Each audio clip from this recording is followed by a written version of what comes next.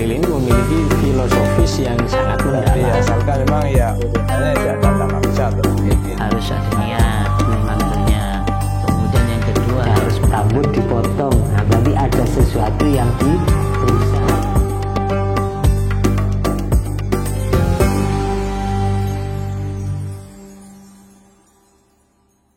Assalamualaikum warahmatullahi wabarakatuh. Waalaikumsalam warahmatullahi wabarakatuh. Sahabat IAS Media dan para pemirsa dimanapun Anda berada, senang sekali saya bisa menyapa dan mengudara kembali untuk menyapa para pemirsa dalam suasana yang sangat bahagia ini. Sebagaimana biasa, kami akan mengajak para pemirsa untuk menyimak obrolan kami berkenaan dengan hal-hal yang aktual maupun hal-hal yang banyak terjadi di sekitar kita, dikemas dengan obrolan sangat menarik dan penuh dengan ilmiah.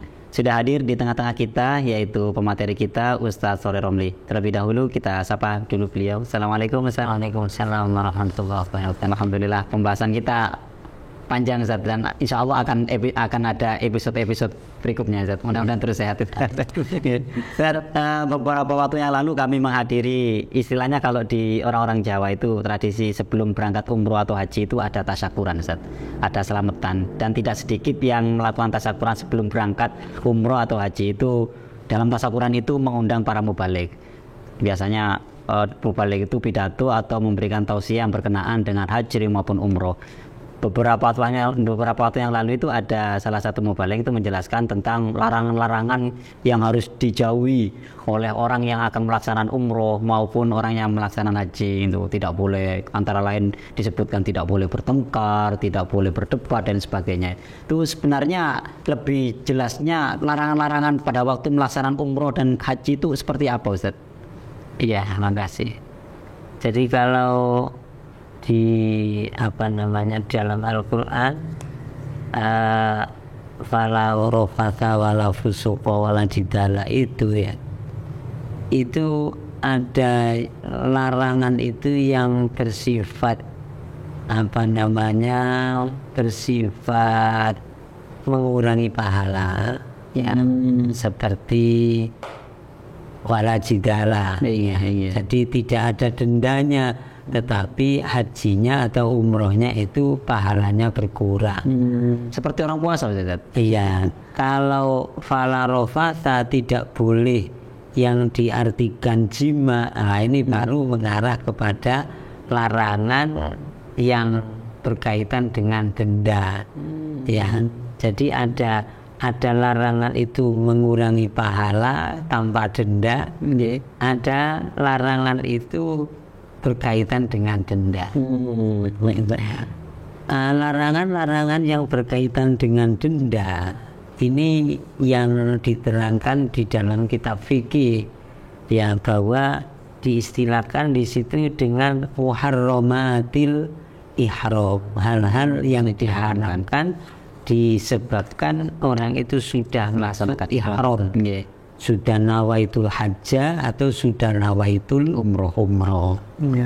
Ada 10 larangan bagi orang yang sudah niat haji atau niat umroh. Ya, tak ada bedanya baik haji ataupun umroh.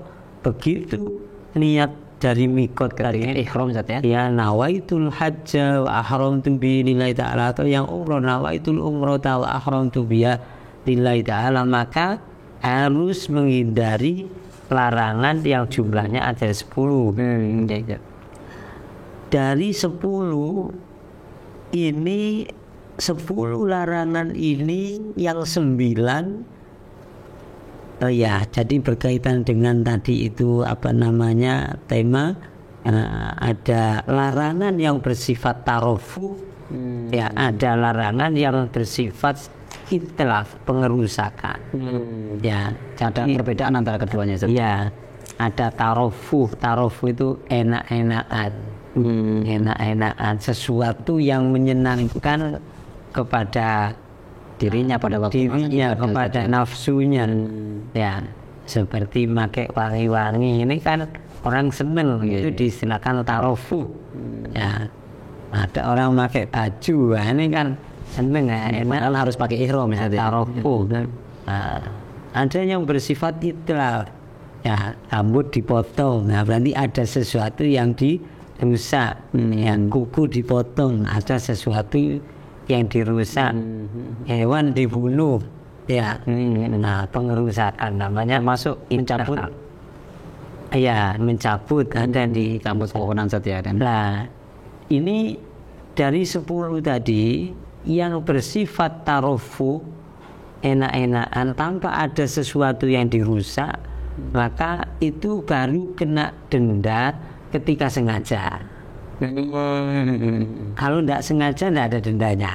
misalkan pakai baju jahit sengaja makainya Zat. Iya, sengaja pakai bagi laki-laki pakai pakaian yang melingkar yang dijahit sengaja baru kena denda.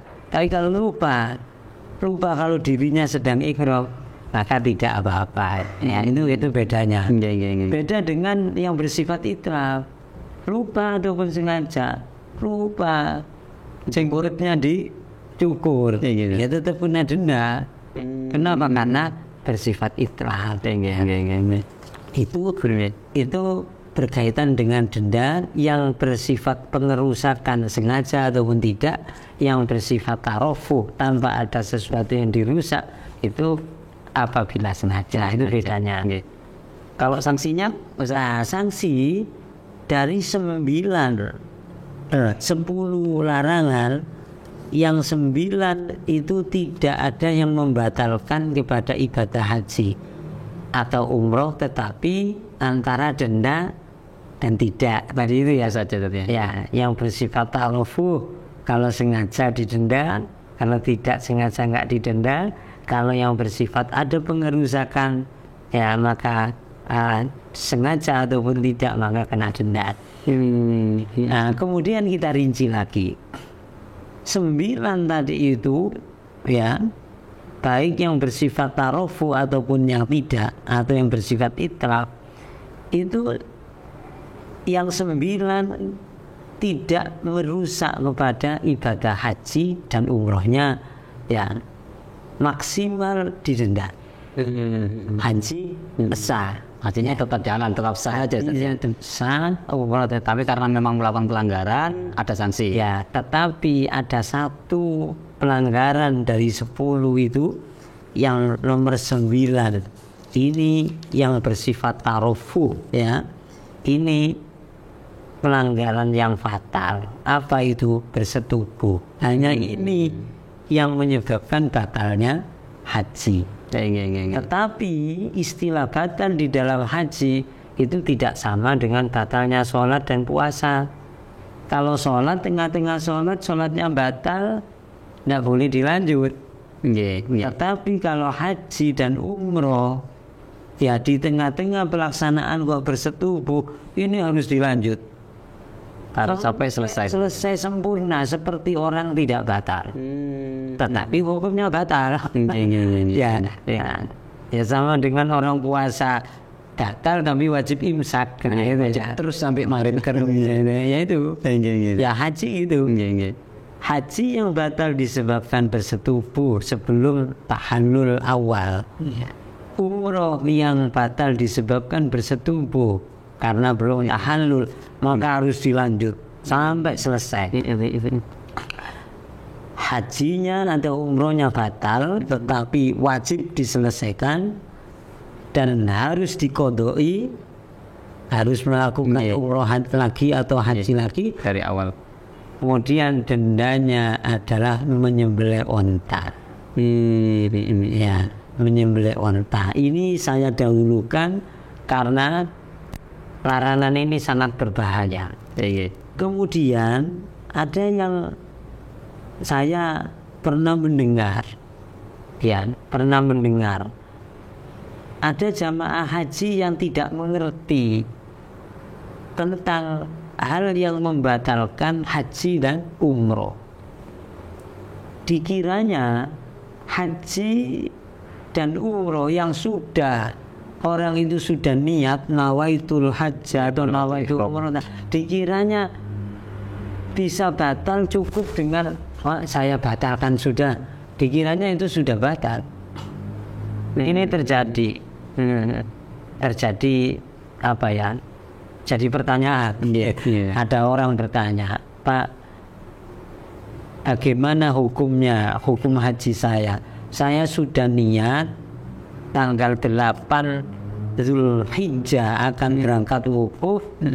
Saya sudah niat di maktab itu, nawaitul hajja wa ahramtu bihi lillahi ta'ala, sama istri saya. Tetapi setelah saya sudah niat, kemudian saya tanya kepada ketua rombongan, ini kurang berapa jam lagi diberangkatkan di sini ke Arafah?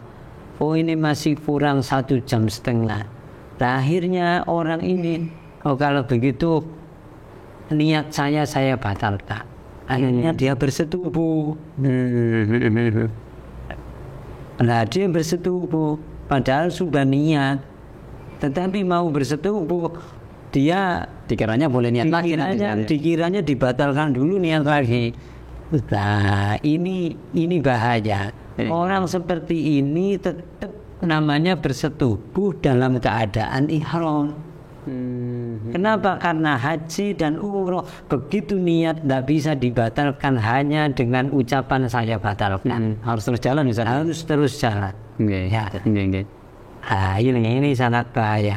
Kendati pun kemudian melakukan pelanggaran tadi, Ustaz, ya. Terus harus jalan itu. Harus jalan. Jadi orang seperti ini adalah hajinya batal. Kenapa? Karena niat yang pertama tadi nggak bisa dibatalkan. Ya. Jadi gini, pelanggaran dari 10 tadi yang paling fatal adalah bersetubuh, ya. Bersetubuh. Kapan ini mulai berlaku? Sejak nawaitul hajjah, sejak nawaitul umrah. Ya. Dan kalau sudah nawaitul hajjah, nawaitul umrah, nggak boleh dibatalkan, harus terus jalan.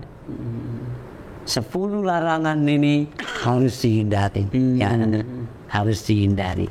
Ya, bisa barangkali bisa disebutkan satu persatu. Yang pertama adalah memakai pakaian yang melingkar. Bahasanya di dalam kitab itu pakaian yang terjahit.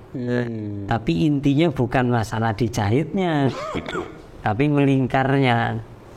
Kenapa? Pakaian ikhram itu walaupun dijahit, tapi jahitnya dikelir, tidak masalah. Gimana? Kenapa? Walaupun dijahit, karena jahitannya keliman aja, pinggirnya saja yang tidak melingkar walaupun dijahit. Tetapi sebaliknya, walaupun tidak dijahit, kalau melingkar, maka larangan bagi laki-laki. Dalam kitab dicontohkan ada pakaian tidak terjahit, tetapi melingkar. Apa? Pada waktu nyembelih kambing diboleng, nggak usah dibelah. Yang kulit kambingnya dilepas, kemudian diambil jadi baju, dipakai oleh orang ihramnya, tetap kena dam. Kenapa? Walaupun nggak dijahit tetapi melingkar. Nah, jadi melingkarnya, ya. Nah, larangan yang pertama adalah khusus laki-laki dilarang menggunakan pakaian yang melingkar. Kemudian larangan kedua adalah khusus bagi wanita. Ya, dilarang menutup wajah. Ya, dilarang menutup wajah. Wanita dilarang menutup wajah. Laki-laki dilarang menutup kepala. Ya. Dengan menggunakan sesuatu yang dianggap tutup. Ya. Jadi laki-laki pakai songkok kena dam. Ya. Pakai makan melingkar kena dam. Tetapi perempuan bahkan melingkar tidak apa-apa. Tapi larangan bagi perempuan adalah menutup wajah. Oleh karena itu, saya tidak berani memperbolehkan orang perempuan pakai masker ketika. Kenapa? Karena satrul wajhi au ba'dil wajhi. Saya tidak berani. Ini masker nutup sebagian wajah. Kacamata hitam. Ini adu satirun apa tidak ini ya? Ini perlu di bahasan khusus nih, perlu teliti. Kalau masker saya tidak berani perempuan. Kalau laki-laki silakan, ya. Karena memang termasuk larangan tadi. Ini ada dendanya. Nanti larangan 1, larangan 2 dendanya sama. Nanti saya sebutkan. Larangan 1 dan 2, jadi menggunakan pakaian melingkar bagi laki-laki, menutup kepala bagi laki-laki. Berarti ini sifatnya apa? Tarofu apa itlaq? Tarofu saja. Tarofu karena tidak ada yang diusah. Nggih. Ya, ketika dilakukan sengaja, maka dendanya boleh pilih. Nyembelih kambing, ya, kemudian apa namanya sodako beras, ya, menyembelih kambing puasa 3 hari, ya, atau sodako beras 7,5 kilo dibagi 6 untuk 6 orang miskinnya tanah haram. Ya, ini larangan 1 dan larangan 2 sama, ya, di perempuan pakai tutupnya wajah. Ya. Kemudian larangan ketiga, menyisir rambut. Nah, menyisir bukan menyisirnya yang dilarang sebetulnya, tetapi itlafnya. Ada sesuatu yang rusak dari merontokkan rambut. Nah, ini merontokkan rambut. Kemudian rambut manapun, ya, baik rambut kepala ataupun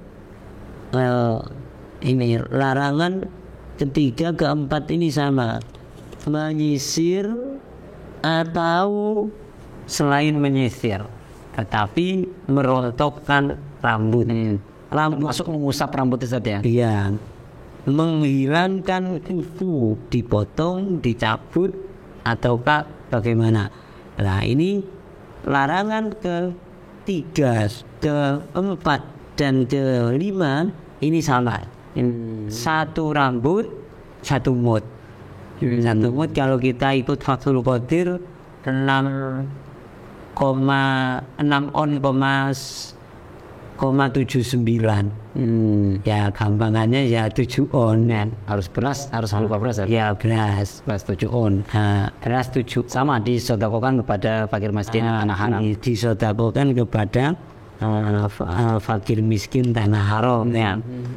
1 rambut, 1 mud, 2 rambut, 2 mud, 3 rambut, baru pilihan nyembelih kambing puasa 3 hari atau 7,5 sebelum ya disedekahkan kepada fakir miskinnya tanah haram.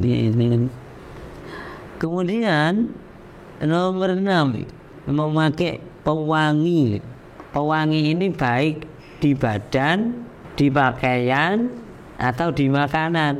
Makanya orang sedang ikhram itu jangan pakai pewangi, minumannya dikasih paneli kan, boleh.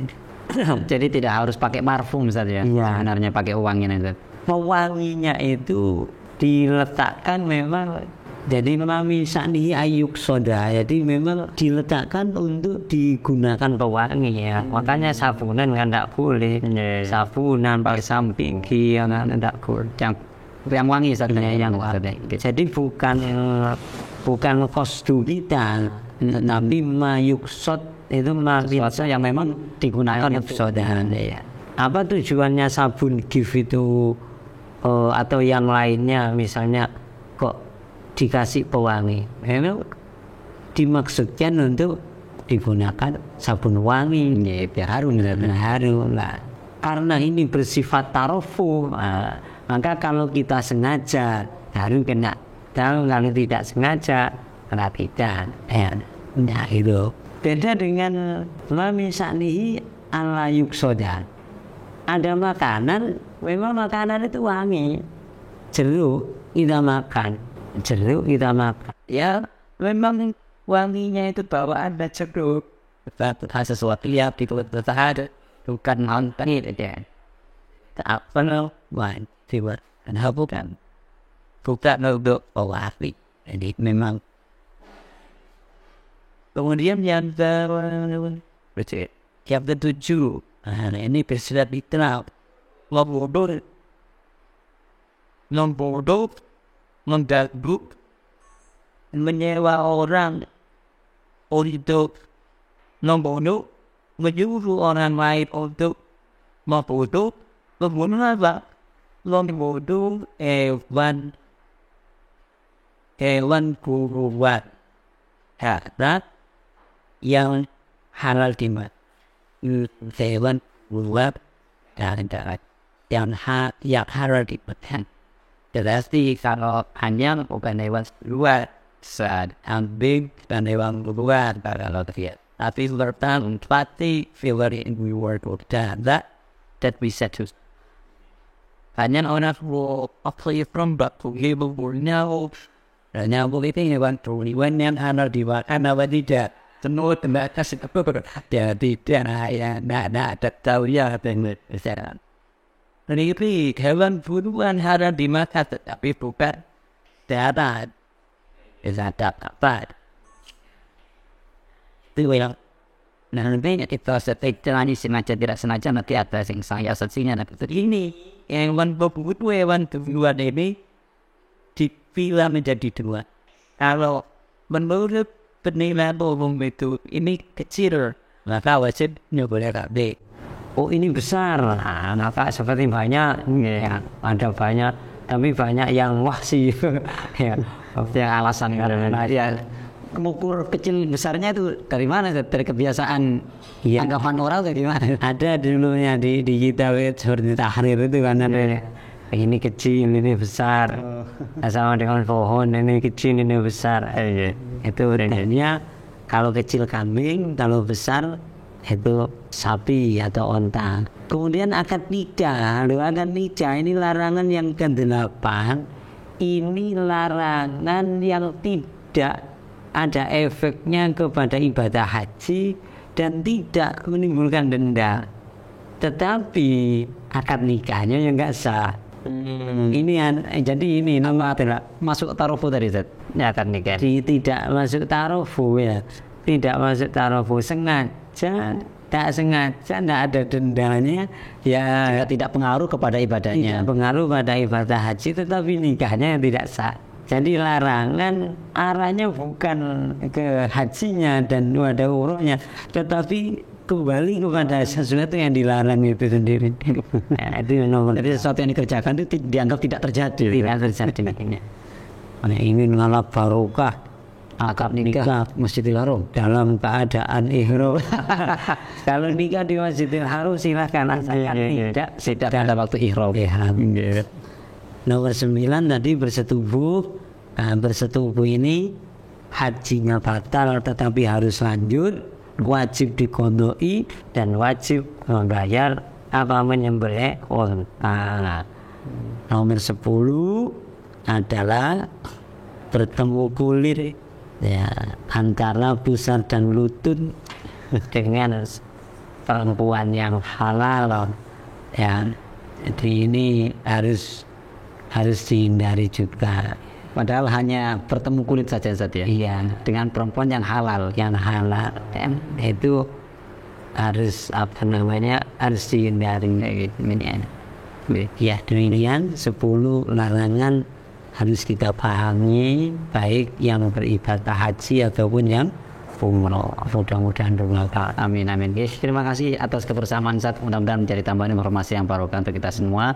Para pemirsa dan sahabat IAS Media, itulah tadi obrolan kami dengan Ustaz Surah Romli berkenaan dengan hal-hal apa saja yang perlu dihindari dan hal-hal apa saja yang dilarang ketika melaksanakan ibadah umroh dan haji. Tadi sudah dijelaskan banyak lebar oleh beliau. Mudah-mudahan menjadi tambahan informasi atau ilmu yang bermanfaat dan barokah untuk kita semua. Dari kami kurang lebihnya mohon maaf. Assalamualaikum warahmatullahi wabarakatuh.